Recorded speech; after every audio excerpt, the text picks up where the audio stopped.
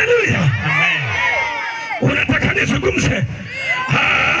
Inazungumza habari za Yesu peke yake, aliye mwanaume mwenye rehema peke yake, aliyetufia pale msalabani.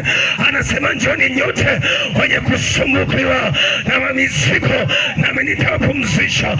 Kuna watu wanatembea kwenye ulevi, kuna watu wanatembea kwenye uzinzi, na hiyo dhambi imekaa kwako, unashindwa kutoka. Yuko msaada wa Yesu jioni ya leo. Kimbia kwa Yesu, kimbia kwa Yesu, ufananishwe na watu wenye akili. Haleluya. Amen. Haleluya. Amen. Haleluya. Amen. Sasa fikiria, kuna watu yaani kanisani anaenda sadaka ni 500, halafu akienda kwa mganga, hebu sema kwa mganga. Mganga. Kuna mtu anasema pole pole hapa. Unaogopa? Hebu sema kwa mganga. Mganga. Usiogope.